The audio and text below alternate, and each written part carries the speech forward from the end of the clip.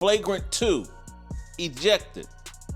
Officials cited windup, impact, and follow-through. That is not a basketball play. That is a woman getting her mouth busted open while her head coach, surprisingly, starts building the case for the woman who did it. A routine transition play in Saturday's game between the Indiana Fever and the Chicago Sky turned into one of the most discussed sequences of the WNBA season. Sophie Cunningham wears an Indiana Fever jersey. So does Caitlin Clark. Stephanie White is their coach. And White did the same thing she did in July when Alyssa Thomas drove a fist into Caitlin Clark's throat. She walked to the podium and protected the aggressor, not her player. The aggressor. Sophie Cunningham was on a fast break toward the basket when DiJonai Carrington closed in from behind and made contact across Cunningham's face and neck, knocking her to the floor with a bloodied mouth. Officials reviewed the play and upgraded it to a Flagrant 2, which resulted in Carrington's immediate ejection. I mean, look, it was a hard foul. I don't think that DiJonai intentionally came out to get her across the neck like she did, but it did happen, and I thought it was the right call. But, you know, one of the things about Nay is that she's going to play her butt off, man. She's going to compete. Nobody's going to go walking in for a layup. And so I don't oppose the hard foul, but I also don't think that she intentionally went for the neck. Fever head coach Stephanie White addressed the play in her post-game press conference, and her response drew scrutiny. Rather than criticizing the contact, White called it a hard foul, said she did not believe Carrington intentionally made contact with Cunningham's neck, and added that she thought the officials had made the right call by ejecting her. Given that her own player had just been left bleeding on the floor, many fans and commentators questioned why White's first instinct was to characterize the play in such measured terms rather than push back on its severity. This was not the first time White's public comments about an opposing player became the story. 5 weeks earlier, following a play in which the Phoenix Mercury's Alyssa Thomas made forearm contact with Caitlin Clark's throat, White did initially call the no call by officials unacceptable and described the play as egregious. But in the days that followed, as Thomas said she had received death threats and racist and homophobic abuse online, White's public comments shifted almost entirely toward condemning that harassment. She called the toxicity unacceptable and said she believed most of it was coming not from genuine Fever or WNBA fans, but from people using the league and its players to further divisive agendas. Whatever the merits of that statement on its own, its timing meant the conversation moved away from what had happened to Clark and toward the behavior of the online audience. Saturday's response followed a similar pattern. Cunningham was left bloodied, and White's first public comments minimized the intent behind the contact rather than addressing its impact. For a fan base that has watched this play out twice in 5 weeks, the repetition itself has become part of the story. Critics say it raises real questions about where the coach's instincts go in these moments, and about what that signals to a locker room watching how their coach responds when one of them gets hurt. The media coverage that followed added another layer to the controversy. On ESPN's WNBA Countdown, analysts Andrea Carter, Monica McNutt, Chini Ogwumike, and Malika Andrews discussed the foul at length. Carter argued that the play was consistent with Carrington's established style rather than a deliberate attempt to target Cunningham, pointing to a history of similar chase-down block attempts throughout her career. She acknowledged the contact above the head was excessive, but framed it as an extension of Carrington's usual aggressiveness rather than intent.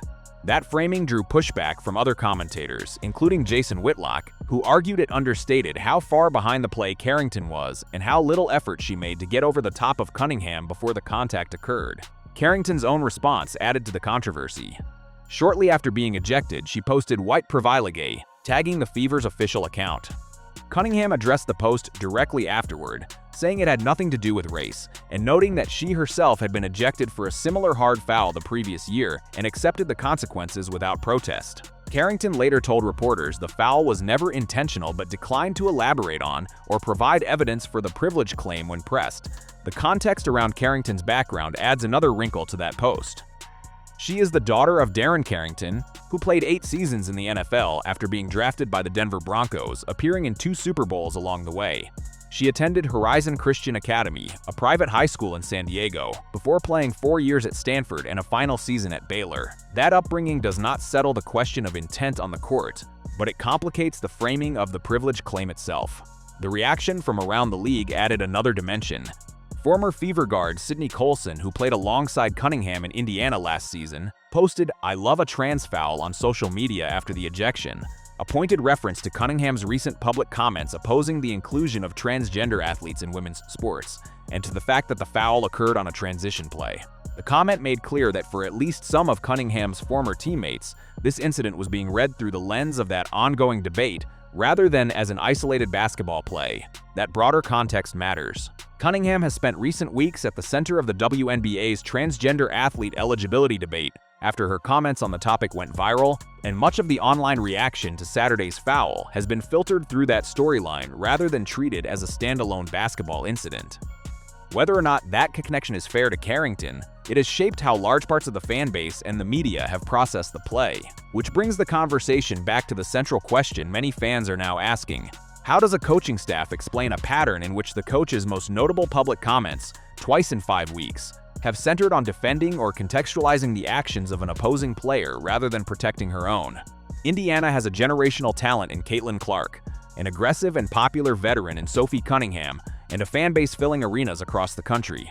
The expectation from that fan base is straightforward, that the person leading the team prioritizes her own players when they are hurt on the floor. If the Fever's front office wants to address the growing frustration among fans, the path is clear enough. A head coach's job includes protecting her players publicly as well as strategically. 2 incidents in 5 weeks, each followed by public comments that softened the moment rather than defended the player, have left a real trust gap between the coaching staff and a fan base that expects otherwise. Whether that gap closes will depend on what White says and does the next time one of her players ends up on the floor. The league office's own response has done little to settle the matter. The WNBA fined Carrington $1,000 for the incident, a penalty that struck many fans as minor given the severity of the contact and the ejection that followed. No further discipline has been announced over the social media post itself, leaving open the question of whether a comment accusing a specific team and player of benefiting from race would draw any separate response from the league. The story also pulled in voices well outside the basketball world. Florida Attorney General James Uthmire posted publicly that he would pursue assault charges against any player who committed a similar foul within his state's jurisdiction, later clarifying that he meant assault and battery specifically. Florida has no WNBA franchise, which made the statement more symbolic than practical, but it reflected how far the incident had traveled beyond the sport itself. The post was widely shared and became its own point of discussion, separate from the foul that prompted it. Carrington has not backed away from her position. Speaking to reporters days after the ejection, she said the foul was never intentional and pointed to what she described as inconsistency in how the league handles similar plays. When asked directly about the white privilege post, she declined to explain or provide evidence for the claim, telling reporters only that she had not said the foul call itself was about privilege, and suggesting her critics were misreading her intent. She has also acknowledged that a play like it could happen again given how she guards opponents in transition. The 2 teams are scheduled to meet again on August 23rd in Chicago, and Carrington has already referenced the date publicly, a signal that neither side expects the tension to fade before then. Cunningham, for her part, has said she does not plan to let the moment define her, noting after the game that she has been through similar situations before, and that she considers the matter closed on her end, even as the surrounding debate continues without her. What remains unresolved is less about the foul itself, which the officials adjudicated in real time, and more about everything that followed it.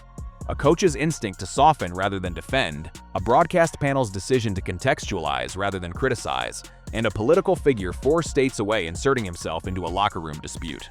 Each of those reactions says something about where the WNBA stands heading into the final stretch of its season, and about how differently the same play can be read depending on who is describing it.